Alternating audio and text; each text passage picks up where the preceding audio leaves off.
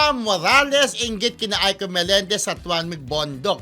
May pa-teaser si Aiko Melendez ng movie na gagawin nila ng boyfriend niya na si Juan Mig Bondok na nasa dagat sila at magkahawak kamay.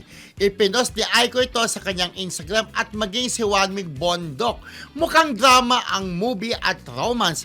Balukot kasi sila sa teaser. Nakita mo ba yun? Friendship? Oo, nakita ko nga. Pero bago yan natin i-discuss, di ba? Akalain mo, di ba, sa Aiko Melendez lang palang magpapabalik kay Juan Mig sa showbiz. Kung matatandaan mo, di ba, meron sanang planong magkaroon ng reunion project ang TGIS. Yung show nila before. Show nila before with Angelo De Leon, Bobby Andrews, Michael Michael Flores. Flores. Ito yung pagkatapos mamatay ni Yumao ni Red Sternberg, di ba? Pero si Juan Mig na mismo nagsabi na tinurn down niya yon. Ito ay hindi pa sila magjowa. Hindi pa sila nagkikita ni Aiko, di ba, after 29 years. Pero nga ito, si Aiko lang pala ang magpapabalik sa kanya. Kasi nung in-interview siya ni Aiko sa kanyang vlog, si Juan Mig, dating mati ni Idol, ang sabi niya, may reason siya kung bakit. Tinanong ni Aiko kung may nakagalit ka. Wala naman daw. Kaya sabi niya, parang hindi ito yung tamang project para magbalik pelikula ako. Pero kung ikaw yung makakasama ko, sabi niya, di ba, yun tatanggapin niya. So, nangyari nga, naging mag-shota sila. Tapos, ay nga, January po naging mag-on si Aiko at si Juan Mig. Tapos, ito ng friendship. Tinanong ko si Juan Mig, sinong producer niya? Sinong cast niya? Sino pa yung mga kasama nga, di ba? Sabi niya, kami ang nag-produce. Ay, sino kayo? Ikaw, yung pamilya mo. Hindi, silang dalawa daw ni Aiko. O, di ba? Matagal na rin huling gawa ng pelikula si Aiko, di ba?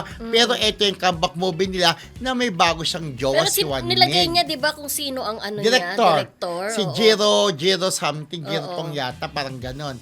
Yun. Kaya nga, so, may abangan director, nyo yan. pero ibang cast ay sabi ni Juan Mig. Pero mukhang drama-drama yun, di ba? So, kaya nasabi na inggit Ronald Guyo ang Ayun. director. Yes. Ayun, Ang magiging director, no? Yes. A film by Ronald Guyo. Yes. At ang sabi nga friendship, ayun nga daw, ay drama romance, diba? Kasi malungkot sila. Dahil nakita mo, di ba? Malungkot, nakatingin si Juan Mig, ay nakayuko si Juan Mig. Papasabak si Juan Mig. Sa Mga acting, nganay si Juan Mig sa Oo, matagal hindi gumagawa ng acting. pelikula, di ba? Oo. So, ayun po, ang mangyayari dyan, parang kaya nainggit si Aiko Melendez kasi nakita niya na itinaas ni Juan Mig, ang kamay ni Aiko, hinalika. Tapos, di ba walang jowa ngayon si Aiko? Ay, si Bina Tama. Morales. Oo. Ang huling jowa ni Bina Morales, kung di ako nagkakamali, foreigner. Foreigner, yes. Di ba? Tapos kaya nang sabi nga, ay, kilig happy for both of you. Sana all.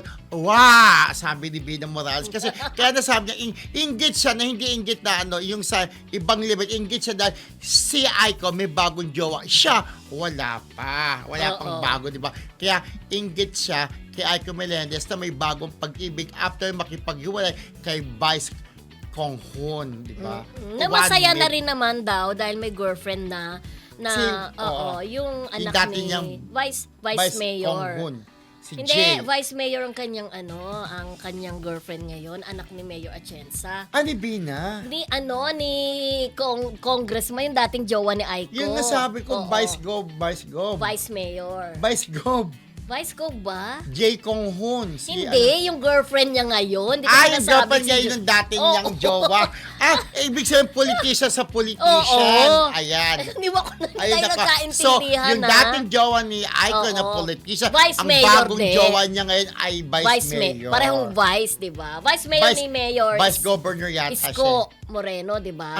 Sa yung Maynila. Vice. Oo. Kung hindi ako nagkakamali, nabasa ko kasi siya. Politician sa politician, Correct. diba? Oo. At happy naman na at least sila happy naghiwalay naman in fairness, di ba?